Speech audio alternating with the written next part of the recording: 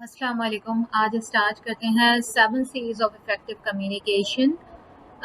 इसका दूसरा नाम है, अगर कोई आपसे पूछे कि प्रिंसिपल ऑफ राइटिंग क्या है तो वो भी उसमें भी यही लिखा जाएगा 7 C's ऑफ इफेक्टिव कम्युनिकेशन। अगर सवाल इस तरह से आ जाए कि रिटन कम्युनिकेशन के 7 C's कौन से, या रिटन कम्युनिकेशन किस तरह डिफाइन करेंगे, तो उसमें भी यही 7 C's लिखे जाएंगे। तो ये 7 C's जो है ये 3 तरह के क्वेश्चंस में आप लिख सकते हैं। पहले अगर पूछा जाए प्रिंसिपल ऑफ राइटिंग, दूसरा पूछा जाए इफेक्टिव कम्युनिकेशन, और तीसरा पूछा जाए रिटन कम्युनिकेशन। तीनों में यही लिखा जाएगा 7 C's ऑफ इफेक्टिव कम्युनिकेशन। यहाँ पर हम ये बात करेंगे कि इफेक्टिव कम्युनिकेशन ऐसी चीज़ है जब हमारे दिमाग में आती है कि इसके बेसिक प्रिंसिपल्स क्या हैं, और ये प्रिंसिपल्स हमें गाइड करते हैं कि हम कैसे अपना मैसेज इफेक्टिव तरीके से टारगेट ग्रुप तक पहुंचा सकें। कभी वो टारगेट ग्रुप क्लास होती है, कभी वो टारगेट ग्रुप कस्टमर्स हो सकते हैं, कभी वो टारगेट ग्रुप ऑडियंस हो सकता है, कभी वो टारगेट ग्रुप एम्प्लॉयज हो सकते हैं। तो अपने मैसेज को इफेक्टिवली किस तरह उन तक पहुंचाएं, डिलीवर करना है। ये जो स्टाइल होगा हमारा, उसकी एक खास अहमियत होती है इफेक्टिव कम्युनिकेशन में। आप जो ये 7 C's हैं इफेक्टिव कम्युनिकेशन के, वो कौन कौन से हैं? वो हैं completeness, conciseness, consideration, concreteness, clarity, courtesy, correctness. अगर ये 7 C's हमारे दिमाग में हो तो हम अच्छी तरह से अपनी कम्युनिकेशन राइट भी कर सकते हैं, और अगर यही प्रिंसिपल्स हमारे जहन में रहेंगे तो हम अपनी इफेक्टिव मैसेज रिसीवर आपका कोई भी हो सकता है। कभी वो रीडर हो सकता है, कभी वो कस्टमर हो सकता है। तो अब अपने मैसेज रिसीवर को अपनी तरफ किस तरह राग़िब करना है आपने, ये है आपका असल। अगर कोई मसलन या मल्टीनेशनल कंपनी में इंजीनियरिंग गुड्स के मुतालिक आपसे मालूम करना, थर्मास्टेट के मुतालिक मालूम करना चाहता है, तो आप उसे जो इन्फॉर्मेशन देंगे वो एक थोड़े से टाइम में थोड़ी सी आप उसको ज़्यादा इन्फॉर्मेशन देंगे ताकि उसको मुतमईन कर सकें, और आपका जो बिज़नेस रिलेशन है उससे वो अच्छा बन सके, और वो किसी और कंपनी की तरफ स्विच ना कर जाए आपकी गलत या इनकम्प्लीट जो है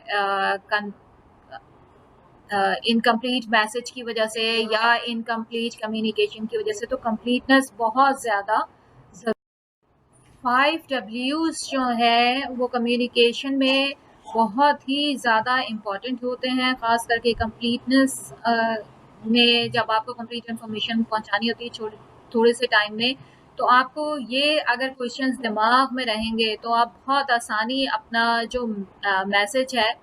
the 5 question method is useful. Right, request, announcement, जब आप अनाउंस कर रहे होंगे या इन्फॉर्मेशन दे रहे होंगे, मैसेज पहुंचा रहे होंगे किसी को। मिसाल के तौर पर कि अगर कोई ऑर्डर है या रिक्वेस्ट है मर्चेंटाइज से, तो उसके बारे में आप साफ और वाज़ेह होना चाहिए कि व्हाट डू यू वांट, आप चाहते क्या है, व्हेन यू नीड इट, किस वक्त चाहिए, where is to be sent, और कहाँ पहुंचाना है। तो ये चीज़ें अगर दिमाग में ये सवालात रहेंगे तो कम्युनिकेशन जो है वो बहुत बेहतर हो जाएगी। थोड़े से टाइम में कंप्लीट इन्फॉर्मेशन ट्रांसफ़र हो जाएगी, और आप अपने कस्टमर्स हासिल ये है कंप्लीटनेस का कि नंबर 1 ये होता है कि हमें सारी जो भी इंफॉर्मेशन है थोड़े से टाइम में जो हमसे रिक्वेस्ट की गई है वो हम प्रोवाइड कर देते हैं, आंसर दे देते हैं तमाम क्वेश्चंस के। और नंबर 3 पे ये है कि उनको थोड़ी सी ज़्यादा इंफॉर्मेशन के साथ रिलेशंस बहुत अच्छे मेंटेन कर लेते हैं हम उनके साथ, ताकि हम जो भी हमारे कस्टमर्स हैं या टारगेट ग्रुप है उसको हम खो ना दें, और वो हमारा उससे रिलेशन ताल्लुक जो है वो बना रहे।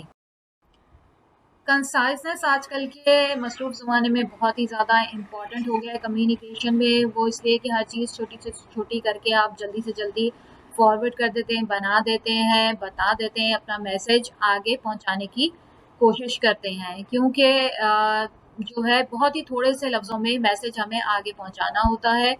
और ये बात जो है ये बहुत अहमियत अख्तियार कर गई है आजकल के दौर में, कि जितने कम से कम अल्फाज हम इस्तेमाल करें और ज़्यादा से ज़्यादा मकसद जो है वो कम टाइम में और कम खर्चा करके हम आगे तक पहुंचा दें, ताकि दोनों पार्टी उससे मुतमईन हो जाएं और दोनों पार्टीज का ताल्लुक भी बना रहे, कम्युनिकेशन उनके दरमियान मौजूद रहे। इसके बाद जो कंसाइजनेस होती है उसको अचीव करने के लिए हमें कुछ चीज़ें दिमाग में रखनी चाहिए कि हमें बहुत ज़्यादा एक्सप्रेशन को अपने बढ़ाना नहीं चाहिए। खामखाई के अल्फाज बढ़ा रहे हैं, खामखाई को उसको लंबा कर रहे हैं। सिर्फ रेलिवेंट जो मटेरियल है उसके मुतालिक बात करनी चाहिए और दोबारा दोबारा बातों को रिपीट करने से परहेज कर।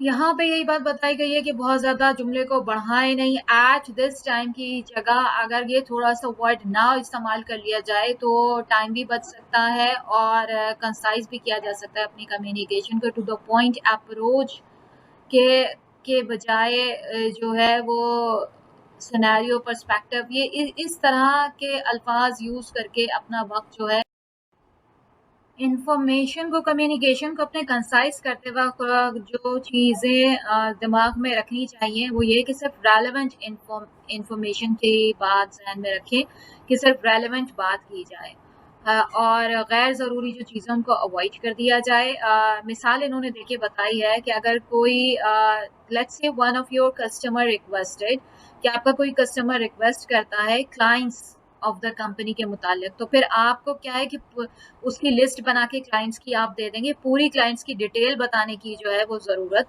नहीं है। कंसाइज करके सिर्फ आपने लिस्ट बनाई और उनको दे दी और आपका काम हो गया। अब ऑब्जर्व द फॉलोइंग, अब जो कुछ अगर फॉलोइंग सजेशंस जो हैं वो दिमाग में रख ली जाएँ, तो फिर क्या होता है कि इन्फॉर्मेशन हमारी रेलेवेंट हो जाती है और जो मकसद है हमारे मैसेज का वो दिमाग में रखना चाहिए। इर्रेलेवेंट वर्ड जो हैं वो हटा देने चाहिए, डिलीट कर देने चाहिए, निकाल देने चाहिए। बहुत ज़्यादा जो अननेसेसरी एक्सप्लेनेशन है उसको अवॉइड कर देना चाहिए। इंट्रोडक्शन देने की कोई इतनी ज़्यादा ज़रूरत नहीं है लंबे चौड़े, और इम्पॉर्टेंट बात की जाए इख्तिसार के साथ। यहाँ पे वही बात की जा रही, कंसाइज़ करते वक़्त जो है वो हमें बार-बार दोहराना जो है लफ्ज़ों का वो ज़रूरी नहीं है। सिर्फ़ ख़ास वक़्त होते हैं, ख़ास चीज़ होती है जब हमें दोबारा-दोबारा रिपीट करना पड़ता है किसी चीज़ को इम्पोर्टेंस दिलाने के लिए, या जिस चीज़ की हमें इन्फॉर्मेशन चाहिए होती है सिर्फ़ उसी वक़्त वो इन्फॉर्मेशन दी जाए, वरना जो है वो कंसाइज़ करते वक़्त इन चीज़ों जो भी रिपीटेशन है ज़्यादा से ज़्यादा उसको अवॉइड।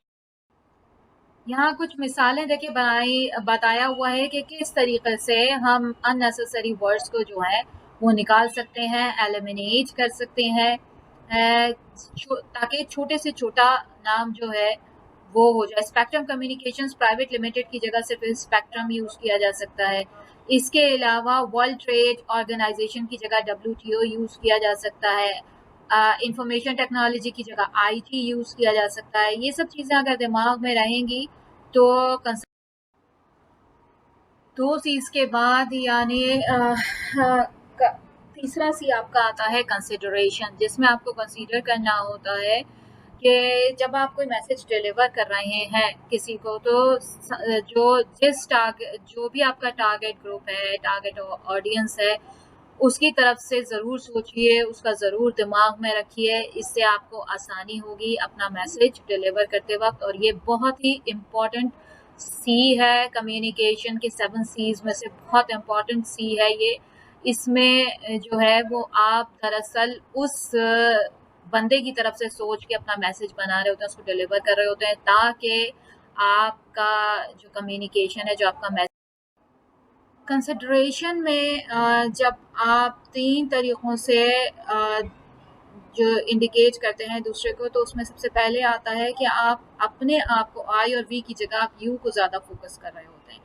और दूसरी बात ये होती है कि दूसरे का जो फ़ायदा है वो बताने की, डिलीवर करने की कोशिश कर रहे होते हैं, उसको इंटरेस्ट दिला रहे होते हैं उस तरीके से कि तुम्हारा फ़ायदा किस चीज़ में है।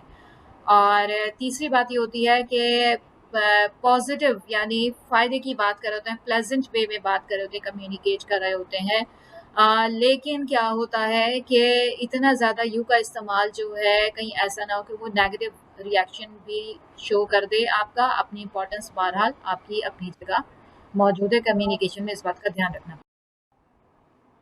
अब यहाँ पे जो है वो वी एटीट्यूड की भी अहमियत दिलाई जा रही है। यू को ज़रूर कंसीडर करना चाहिए, लेकिन जब भी मैसेज जब हम अपने ऑडियंस को फ़ायदा पहुँचाने के लिए बता रहे होते हैं, तो अपनी अहमियत के साथ उसको एहसास दिला रहे होते हैं। ये कम्युनिकेशन यू एटीट्यूड जो आप शो कर रहे हैं कंसिडरेशन में बड़े तरीके से, ताकि आपकी अहमियत भी कम ना हो और दूसरे को भी एहसास हो। तो मिसाल उन्होंने दी, you will be able to shop in the evening with the extended hours, यानी जो हमने बढ़ा दिया उसमें आप शॉपिंग कर सकते हैं।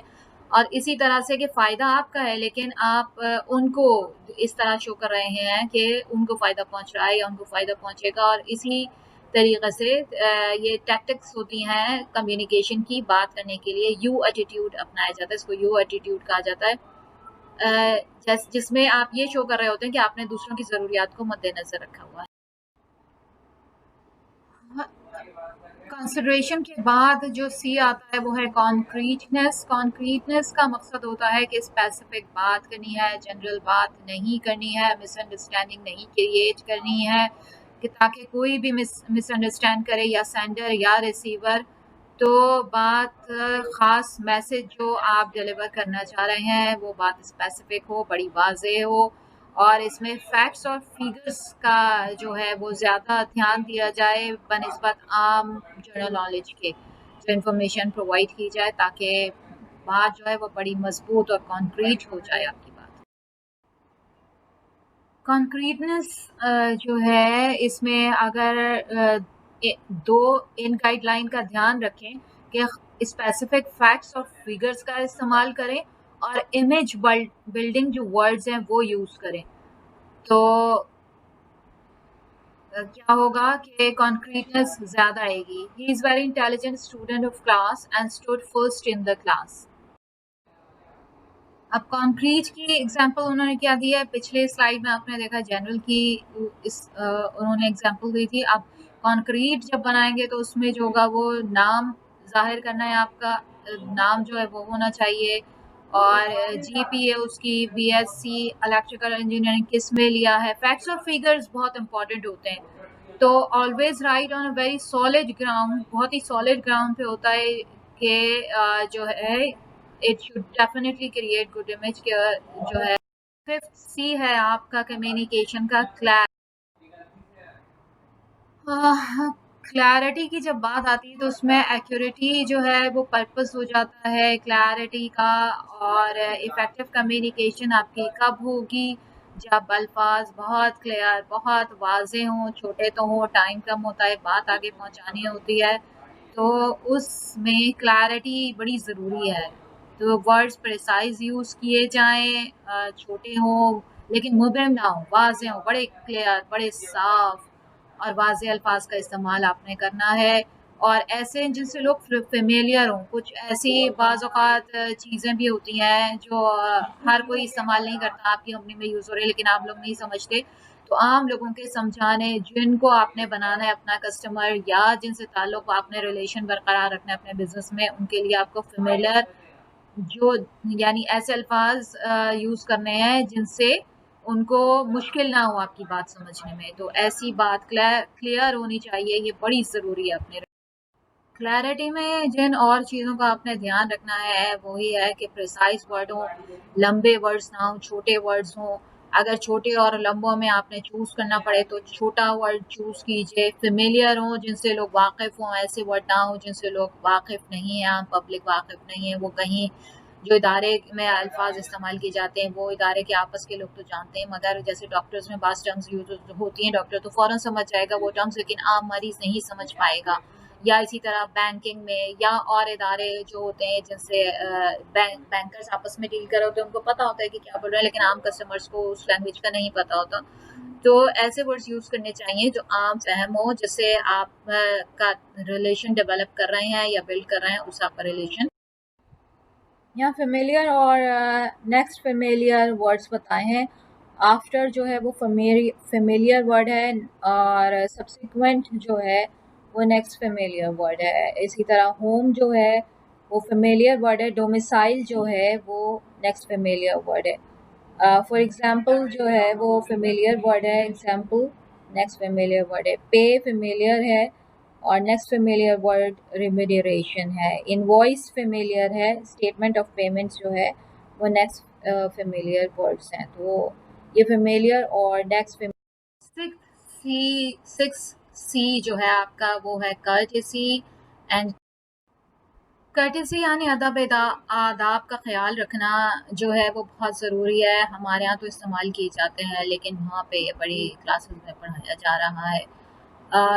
ये जो बचपन से हमें सिखाया जाता है कि अपने से जो बड़ा है उससे किस तरह बात करनी है, या जो दूसरा हमारे बराबर का भी बंदा है जो दूसरा उसके अदब अदाब को किस तरह मलूज़ खातिर रखना है, किस तरीके से जो है वो उससे बात करनी है। इसमें अल्फाज का इस्तेमाल please, thank you, socially accepted manners जो होते हैं वो दूसरे को भी उतनी जगह देनी कि वो जो है वो बात आपकी समझ सके या आपको जवाब दे सके उन तमाम चीज़ों को मलहूज़ खातिर रखते हुए, फीलिंग्स किसी की हर्ट ना हो।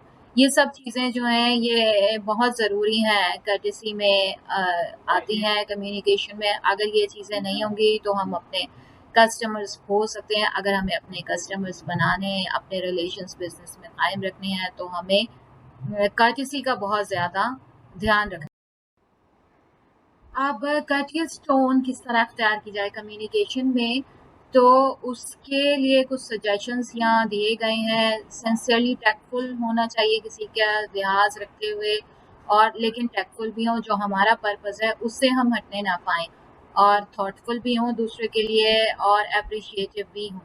यानी हम उसकी दाद भी कर रहे हों, तारीफ़ भी कर रहे हों, उसका ख़्याल भी हमारे ज़हन में है, लेकिन हम टैक्टफुल भी हैं, सिंसियरली टैक्टफुल हैं। यानी हम कोई उसकी दुश्मनी नहीं कर रहे, लेकिन हमें अपना जो मकसद है वो हमारे दिमाग में होना चाहिए कि हम किस जासूस से बात करें, और अपने मकसद की कामयाबी ही दरअसल हमारा मकसद है। कम्युनिकेशन हमारी उसी वक्त कामयाब होगी जब हम जो चाह रहे हैं वो हम करवा सकें दूसरे से। तो उसके लिए हम ये सारा ख्याल और ये सारी तमाम चीज़ें करें। Use expressions that show respect for others. ऐसे एक्सप्रेशन यूज़ करने चाहिए जिसमें दूसरों की रिस्पेक्ट शो हो, नॉन डिस्क्रिमिनेटरी एक्सप्रेशंस ना हो, और सिंसियरली टैक्टफुल, वही बात आ गई, थॉटफुल हो, अप्रिशिएटिव हो। बाज़ औक़ात ऐसा होता है कि लोग जो है उनकी आदत में जो है वो तंज़, और यानी वो दूसरे को जज भी कर रहे होते हैं, तो वो एक नेगेटिव अंदाज़ में कर रहे होते हैं। ये उनके ब्रॉट अप का प्रॉब्लम होता है, या कोई इस तरह की कमज़ोरी उनके अंदर रह गई होती है जिसकी वज़ह से वो सीधे तरीक़े से बात नहीं कर सकते। मतलब किसी को जज भी करना है तो वो नेगेटिव अंदाज़ में ही जज करेंगे। वो पॉज़िटिवली नहीं, खुले दिल के साथ नहीं कह सकते कि फलाना बहुत अच्छा बोल रहा है, या फलाँ जो है बहुत अच्छे तरीके से उसने अपनी प्रेज़ेंटेशन दी, या जो है बात पहुँचाने की कोशिश की, या उसका मद्देनज़र बहुत अच्छा था। इस तरह की बात वो लोग नहीं कर सकते। मतलब वो लोग हमेशा नेगेटिव पहलू ही अख्तियार करेंगे। अगर जज कर रहे हैं कोई मामला तो भी नेगेटिव अंदाज़ में जो है उनका तरीक़ा होता है। लेकिन ऐसे लोगों को भी टैक्ट करने के लिए जो है वो जब हम जो अच्छे कम्युनिकेटर्स हैं वो अपनी टैक्टिक्स इस्तेमाल करते हैं और इन कर्टेसी का ख़्याल रखते हैं, तो फिर कहीं न कहीं इस किस्म के जो ज़हनियत रखने वाले लोग हैं, जिनका ज़हन सिर्फ़ मुनाफ़िक़त की सोच रखते हैं और वो मुनाफ़िक़त से ही जज कर रहे होते हैं, कहीं न कहीं जगह ज़रूर बनाने में कामयाब हो जाते हैं। और अगर कभी उनके दिल और दिमाग में कोई ख़्याल आता है किसी अच्छे बंदे का, कहीं से भी, या अपनी कोई ज़रूरत उन्हें महसूस होती है, तो उन्हें उस अच्छाई की तरफ ज़रूर निशानदही होती है जिसमें कभी किसी ने उनसे बात की होती है या कम्युनिकेट किया होता है।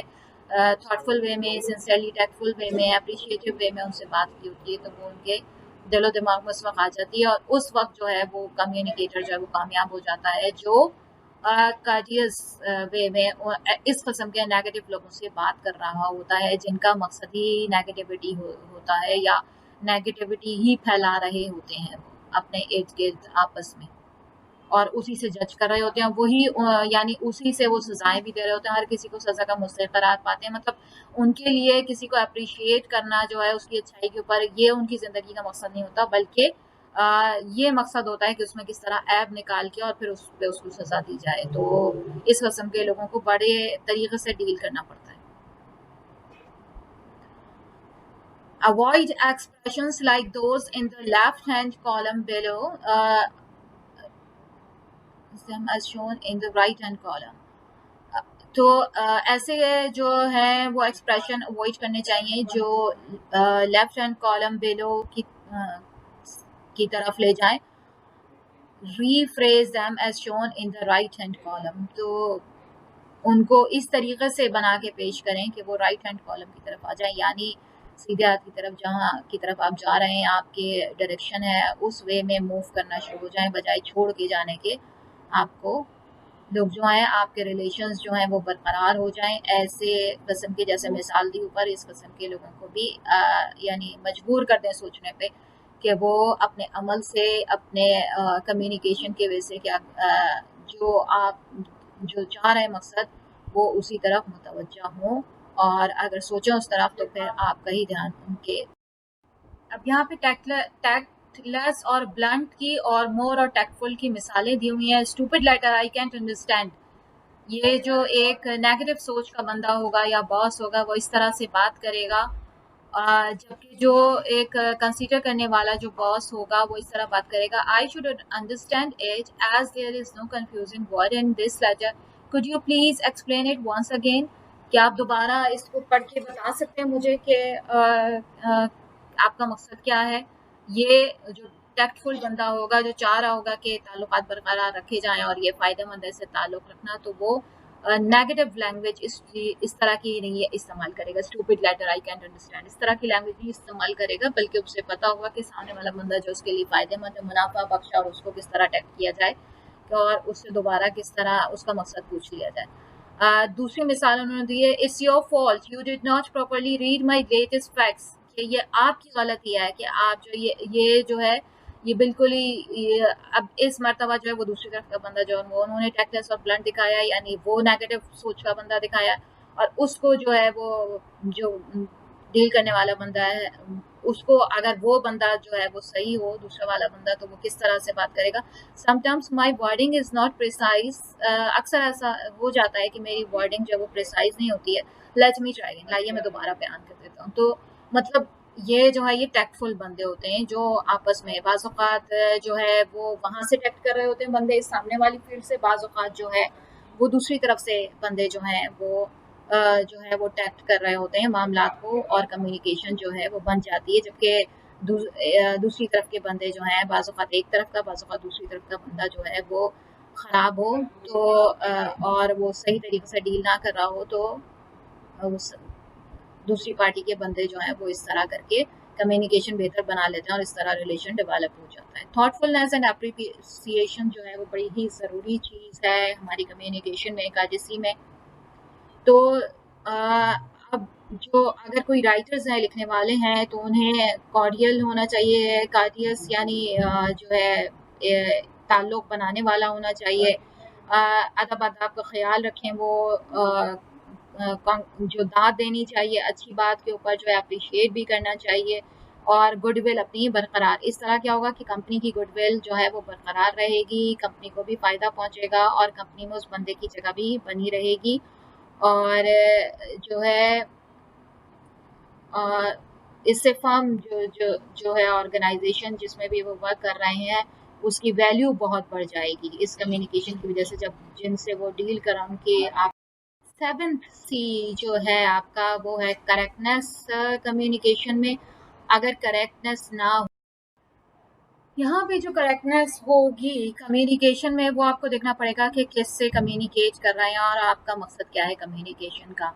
तो बाज़ औक़ात ऐसा होता है कि ग्रामर, पंक्चुएशन, स्पेलिंग वगैरह सही होती है, लेकिन ये ध्यान नहीं रह जाता कि बात किससे कर रहे हैं। तो ये चीज़ जो है ये बड़ी इसमें ध्यान की ज़रूरत होती है। करेक्टनेस आपकी मैसेज की तभी होगी जब आपको पता हो कि आपका ऑडियंस कौन है, आप बात किससे कर रहे हैं, उसकी कैरेक्टरिस्टिक्स सही होनी चाहिए।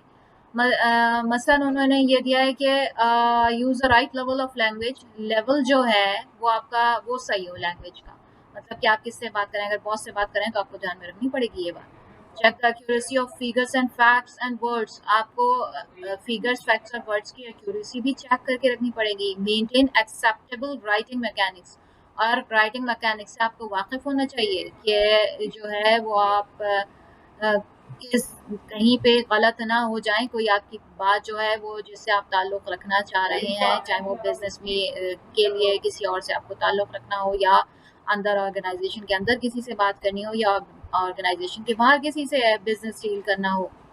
तो ये सब चीज़ें मैकेनिक्स जो हैं आपको पता होने चाहिए, तभी आपका जो मैसेज है वो करेक्ट माना जाएगा।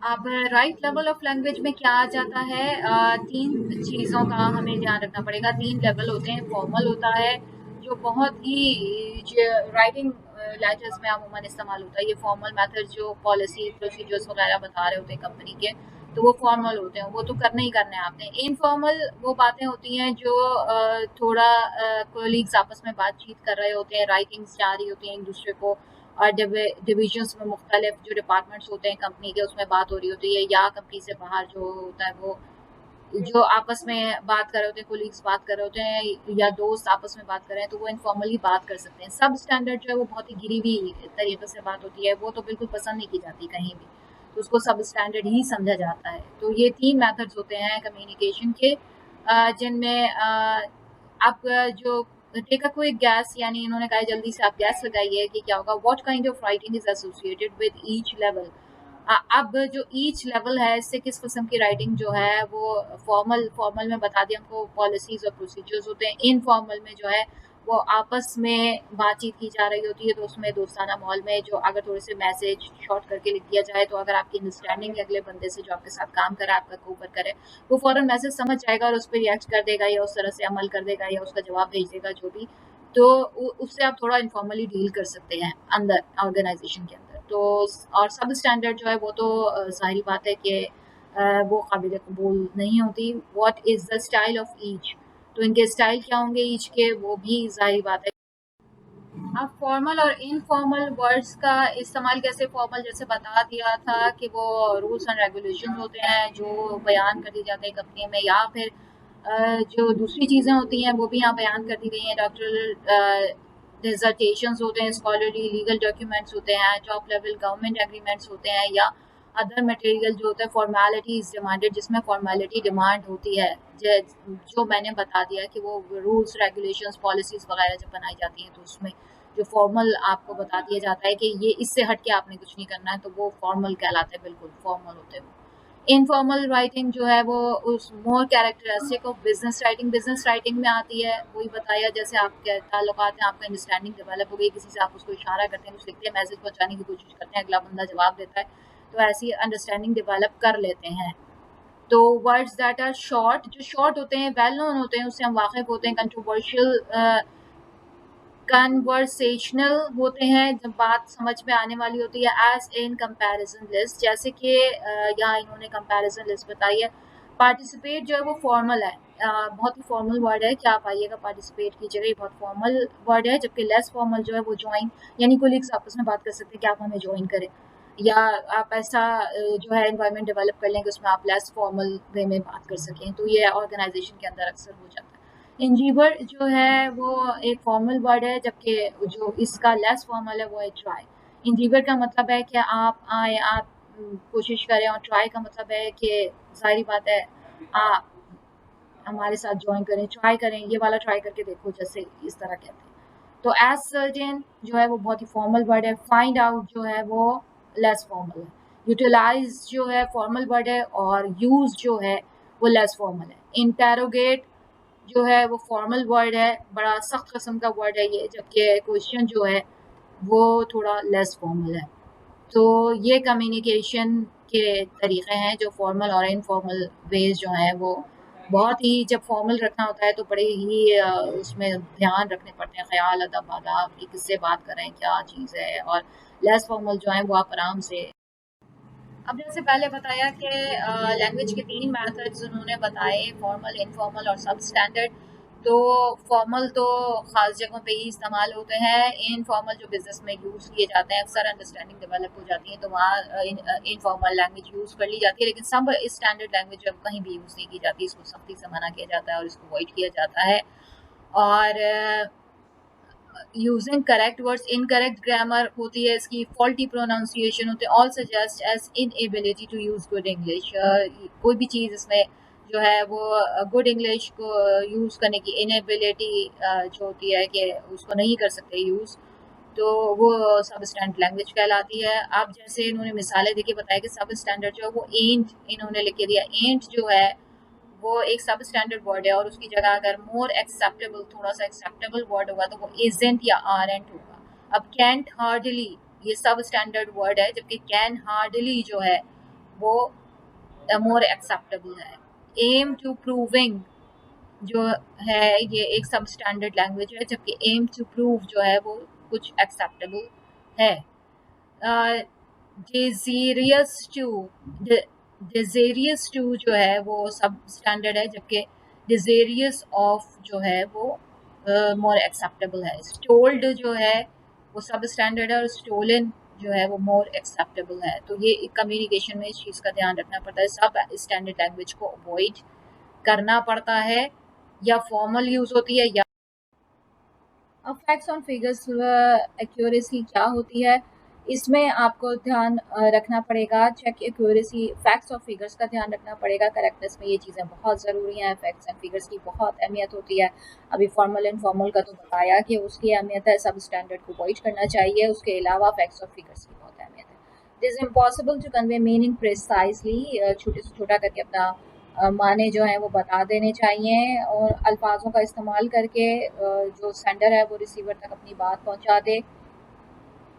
हमारा जो मकसद होता है, जो गोल है वो छोटे से छोटा जो टाइम है, कम से कम हमारे पास टाइम है, उसमें थोड़े से वर्ड्स को इस्तेमाल करके, कम से कम अल्फाज को इस्तेमाल करके अपनी बात पहुंचानी है आगे तक।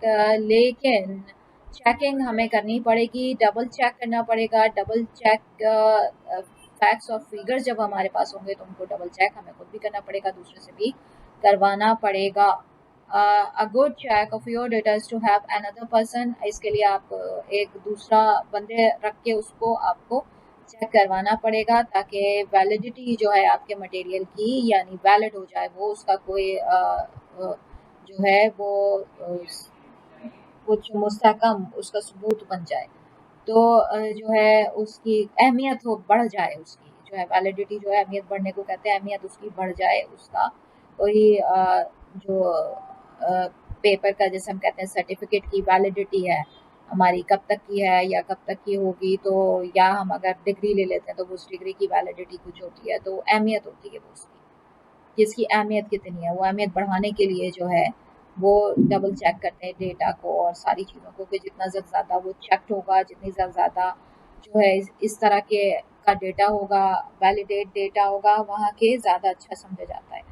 अच्छा, इस वेरीफाई करवाना है अपने स्टैटिस्टिकल डेटा को, डबल चेक करना है टोटल्स को, avoid guessing at loss that have an impact on you. Guess करना जो है लॉस का, वो जो है वो अवॉइड करना चाहिए, गैस नहीं करना है, बल्कि दस चाहे वो सेंडर का हो चाहे जो है वो आपका हो, तो गैस नहीं करना, गैसिंग जो है वो अच्छी नहीं समझी जाती करेक्टनेस में। जब करेक्टनेस का जिक्र आता है तो फिर तो आपको वैलिडेट होना पड़ेगा। Have someone else read your message if the topic involves data, अगर डेटा है तो फिर आप किसी और से अपना जो है वो करवाना पड़ेगा, पढ़वाना पड़ेगा, डेटा अगर इन्वॉल्व है तो। Determine whether a fact has change over time, और